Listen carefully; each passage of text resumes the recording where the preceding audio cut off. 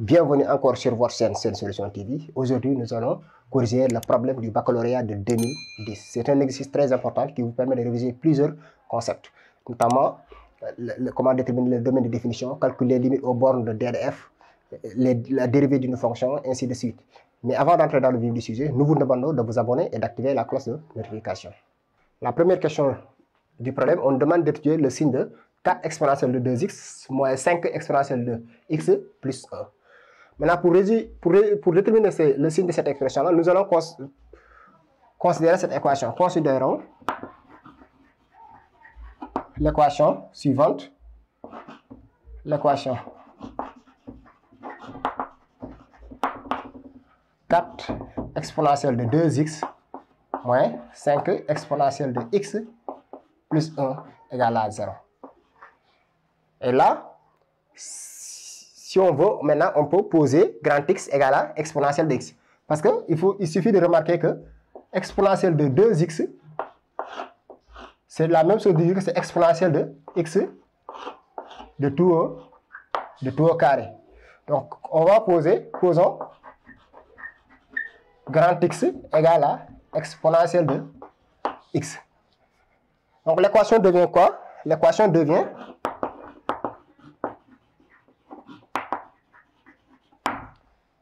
maintenant 4, puisque là, on a exponentielle de 2x.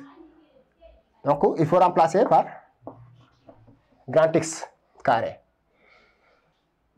Moins 5 grand X plus 1 égale à 0. Et nous allons déterminer delta. Delta égale à b au carré moins 4ac. Donc, c'est 25. B au carré, c'est moins 5. Moins 4ac. Moins 4 fois 4 fois 1. Donc, c'est 16.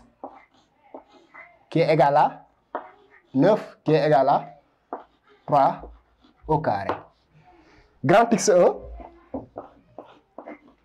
égale à moins B. Donc, c'est moins 5, moins 5, c'est plus 5. Moins racine de delta, moins 3. Sur 2A, 2 fois 4, 8.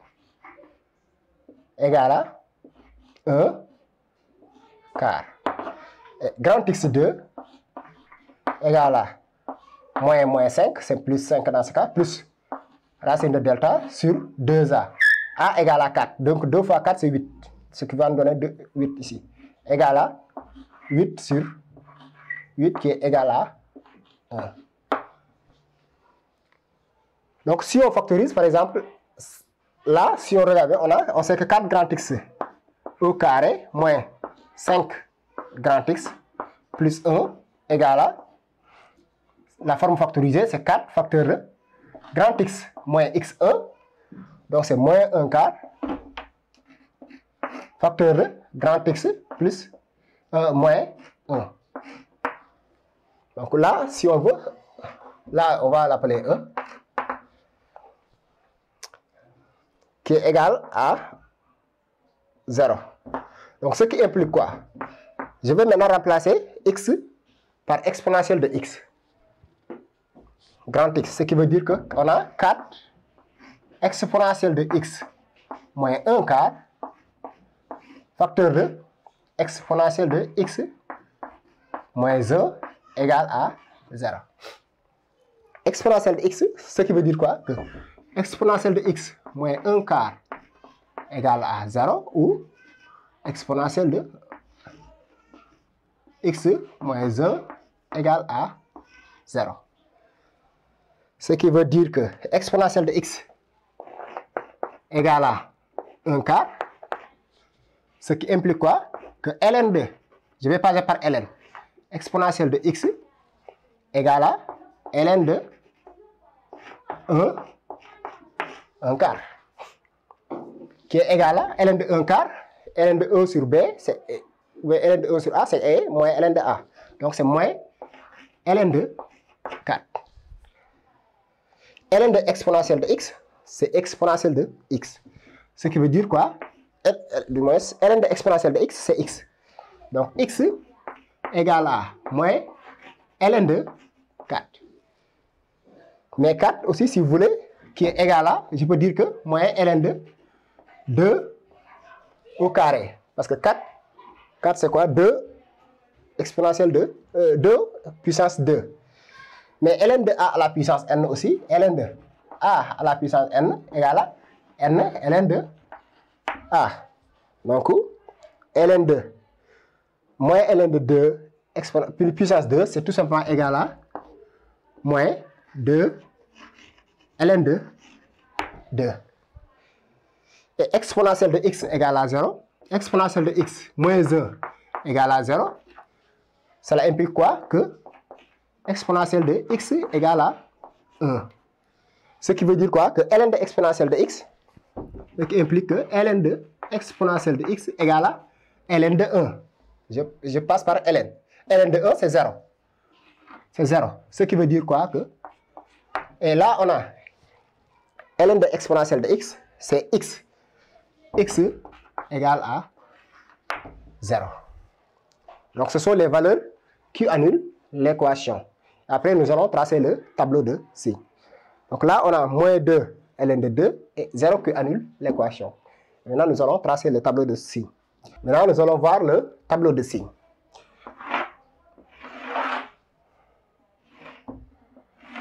Rappelez-vous, nous avons deux valeurs. On a moins 2, ln de 2, 0. Là, nous avons moins l'infini. Ici, nous avons plus l'infini.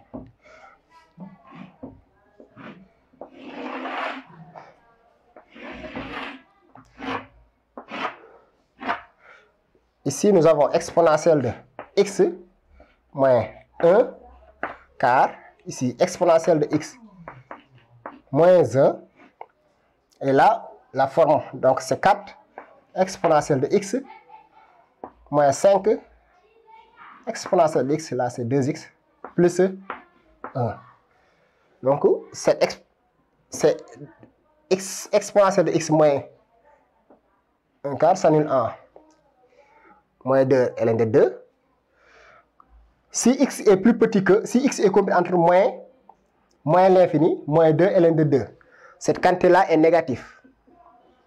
Parce qu'on a, dans ce cas, 1 quart est supérieur, ou bien exponentielle de x est inférieur à moins 1 quart. Donc là, nous avons moins, ici plus, plus. Ici, voilà 0. Si x est compris entre moins l'infini jusqu'à 0, exponentielle de x moins 1 est négatif. Moins. Là, nous avons plus. Et après, là, nous avons les valeurs qui annulent notre équation. L'expression suivante. Moins fois moins, c'est plus. Plus moins, c'est moins. Et plus, c'est plus.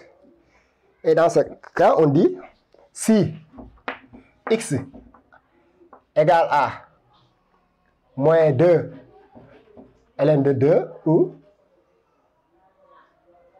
x égale à 0, on a, donc ça c'est l'étude ici, donc on a 4 exponentielle de 2x moins 5 exponentielle de x plus 1 égale à 0. Et si x compris entre l'intervalle moins l'infini moins 2 ln de 2, union 0 plus l'infini, cette expression-là est positive. Si x appartenant à l'intervalle ouvert moins l'infini moins 2 ln de 2 ouvert, parce qu'on a déjà géré le cas où c'est égal à moins 2 ln de 2, union 0 plus l'infini, on a alors 4 exponentielle de 2x moins 5 exponentielle de x plus 1 égale à 0. Et le dernier cas, maintenant, si x est compris entre moins 2 ln de 2 et 0. Si x appartient à l'intervalle moins 2 ln de 2, 0, alors 4 exponentielle de 2x moins 5 exponentielle de x plus 1 et, excusez-moi, là au lieu de, excusez-moi, là c'est strictement positif. Strictement positif. Et ici on a strictement négatif. Donc, c'est comme ça qu'on étudie le signe de cette expression-là. Voilà la première question. Et pour la deuxième question, on demande de déterminer le domaine de D de phi et les limites aux bornes. Déterminons D de phi. Déterminons D de phi. D de phi, c'est le domaine de définition de phi. Phi de x existe quand x est strictement positif et x supérieur ou égal à 0. N'oubliez pas, ln2 d'une fonction existe si cette ln d'une expression, bon, je dis ln de x existe si seulement si x est positif. Et là où nous avons racine de x est x supérieur ou égal à 0. Donc je peux dire que phi de x existe si et seulement si x, c'est ici, le x doit être strictement positif, et quoi? Et ici, x doit être supérieur ou égal à 0. X supérieur ou égal à 0. Donc là, nous avons strictement positif et on n'a pas où, on a et x supérieur ou égal à 0. Dans ce cas, D de phi, c'est quoi? D de phi, c'est tout simplement l'intervalle moins, pas moins, 0 plus l'infini. Le 0 n'appartient pas. Là, on a supérieur égal, mais ici, on a x strictement positif et x supérieur ou égal à 0. Dans ce cas, il faut prendre seulement là où x est strictement positif. Donc, c'est ça, le domaine de phi. Et après, nous allons calculer les limites aux bornes de phi, de D de phi. Donc, là, les bornes, c'est 0 et plus l'infini. Donc, limite, quand x tend vers 0 de phi de x égale à limite quand x tend vers 0 de ln de x. Là, on peut dire que c'est 0 plus 1.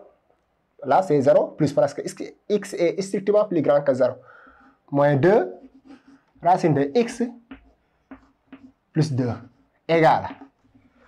Voilà, limite quand x tend vers 0 plus de ln de x, c'est moins l'infini. Limite quand x tend vers 0 plus de racine de x, c'est 0. Donc ici, nous avons moins l'infini, plus 2, c'est moins l'infini. Après, nous allons calculer la limite quand x tend vers plus l'infini. Limite quand x tend vers plus l'infini de ln de x moins 2 racine de x plus 2 égale limite quand x tend vers plus l'infini. Là, limite quand x tend vers plus l'infini de ln de x égale à plus l'infini. Limite quand x tend vers plus l'infini, moins 2 racine de x, c'est moins l'infini. Donc là, nous avons une forme indéterminée. Donc, on va essayer de voir comment déterminer cette fonction-là. Ici, si on peut avoir la limite sous la forme, là, on sait que, d'ailleurs, limite quand x tend vers plus l'infini de ln de x, ln de petit x sur x, là, on sait que c'est 0. On va essayer de voir comment faire pour obtenir cette expression-là. Si vous regardez bien, on a quoi? On a ln de x aussi. Ln de x, c'est la même chose de dire que c'est quoi? Ln de racine de x de tout au carré. Parce que racine de x au carré, c'est x. Donc, on a égal à ln de racine de x de tout au carré. C'est ln de racine de x au carré moins 2 racine de x plus 2 qui est égal à, on sait aussi que ln de a à la puissance n égale à n ln de a. Donc ln de racine de x de tout au carré, je peux dire que c'est limite dans ce cas x tend vers plus l'infini de le 2, je peux l'amener ici. Donc c'est 2 ln de racine de x moins 2 racine de x plus 2. Et maintenant, je vais essayer de factoriser par racine de x. Je factorise par racine de x. Limite, quand x tend vers plus l'infini, je mets les racines de x en facteur. Si on met les racines de x en facteur, ici nous allons diviser par racine de x. Ici aussi nous allons diviser par racine de x. Donc c'est 2 ln 2 racine de x sur racine de x. Là, il va nous rester seulement 2 plus 2 sur racine de x. Et nous allons encore ici, on peut faire un changement de variable. On peut poser grand X égale à racine de x. Posons grand X égale à racine de petit x. Ce qui veut dire quoi? Que si petit x tend vers plus l'infini, grand X aussi va tendre vers plus l'infini. On a limite quand grand X tend vers plus l'infini de grand X 2 ln de grand X sur x moins 2 plus 2 sur grand X égale, là, cette expression-là, nous avons limite quand x tend vers plus l'infini de ln de x sur x. Là, c'est 0. Limite quand x tend vers plus l'infini de 2 sur x, aussi, c'est 0. Ce qui va nous rester, moins 2. Donc, c'est limite quand x tend vers plus l'infini de x, c'est plus l'infini fois moins 2, c'est moins l'infini.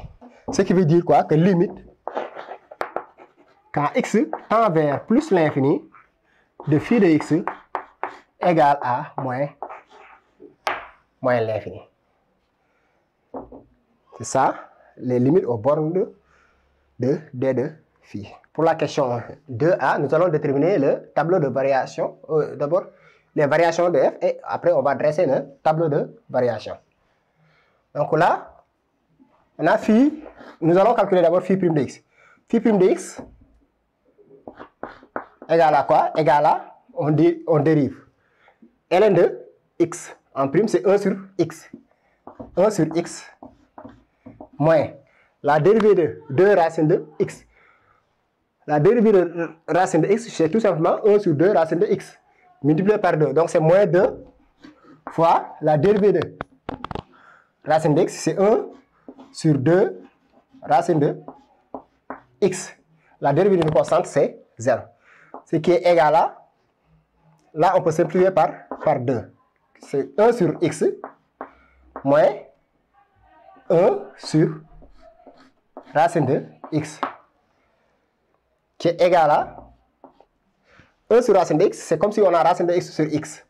1 sur x moins 1 sur racine de x, c'est la même chose de dire que c'est racine de x sur x, qui est égal à 1 moins racine de x sur x. Quel que soit x, pour tout x appartient à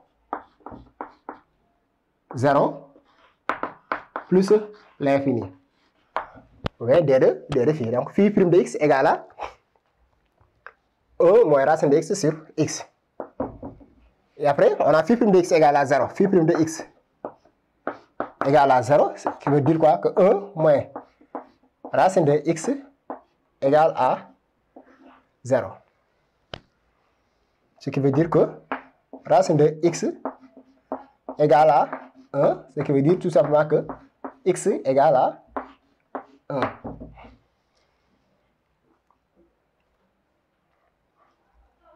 Et si x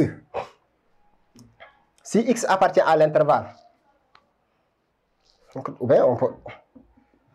peut tracer le tableau de signe de phi prime. Là, c'est 0, 1 plus l'infini.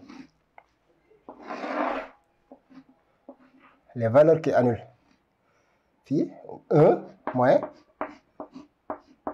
racine de x. Là, le signe de cette expression-là dépend seulement du signe de 1 moins racine de x. Parce qu'on sait que x appartient à l'intervalle 0 plus l'infini. Donc, x est positif. Donc là, si x est compris entre 0 moins l'infini, là c'est positif. Pourquoi? Parce que si x est compris entre 0 et 1 du moins, 1 est plus grand que racine de x dans ce cas. Si x est compris entre 0 et 1. Et si x est maintenant supérieur à 1, là nous avons moins parce que racine de x est supérieur à 1. Donc c'est ça. Après, on va le dire.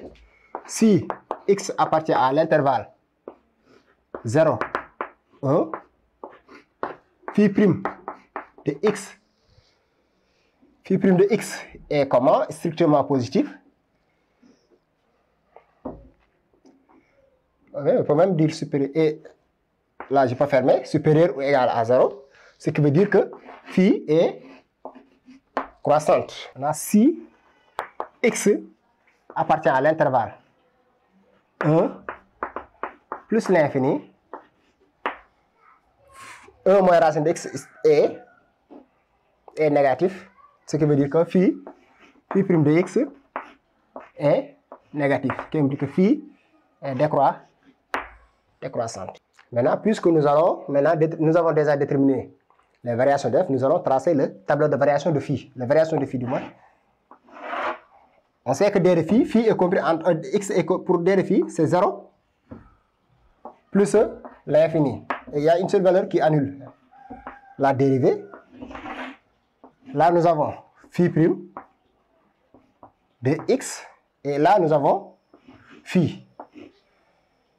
Nous savons déjà que si x est compris entre 0 plus l'infini, phi prime est positif. Et si x est compris entre 1 plus l'infini, phi prime est négatif. Et nous avons déjà calculé, on avait déjà calculé la limite quand x tend vers 0 plus, c'est moins l'infini. Phi de 1, nous allons calculer phi de 1 égale à quoi? Ici, nous allons calculer phi de 1. C'est ln de 1. ln de 1, c'est 0. Moins 2 racine de 1. Racine de 1, c'est 1. Donc, c'est moins 2 plus 2, c'est 0. Et on a aussi limite quand x tend vers plus l'infini de phi de x aussi égale à moins l'infini. On avait ça, on a aussi limite quand x tend vers 0 moins de phi de x aussi, c'est moins l'infini. Donc là, on a moins l'infini. Ici, nous avons 0. Ici, nous avons là. On a dit que phi prime est positif, la fonction est croissante. Ici, phi prime est négatif, la fonction est décroissante. Nous avons moins l'infini. Maintenant, nous allons en déduire, à partir du tableau, nous allons déduire le signe de phi. Et si on regarde bien, si admet son maximum en 1. Et la valeur maximale de phi, c'est 0. Donc, ce qui veut dire quoi? Que d'après le tableau de variation, ici, phi est négatif. D'après le tableau de variation, on peut dire que d'après le tableau de variation,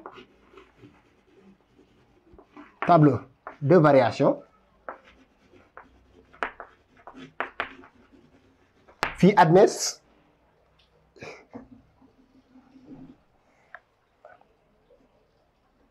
d'après le tableau de variation, phi admet un maximum. Phi admet un maximum. Admet un maximum en 1 et sa valeur maximale est 0. Et sa valeur maximale est 0. Ce qui veut dire quoi? Que c'est-à-dire phi de x est inférieur ou égal à 0. Parce que là, on a moins l'infini, 0 et moins l'infini. Donc, phi est inférieur ou égal à 0. Ce qui met fin à la partie A du théorème, dans ce cas. Et maintenant, nous allons attaquer la partie B.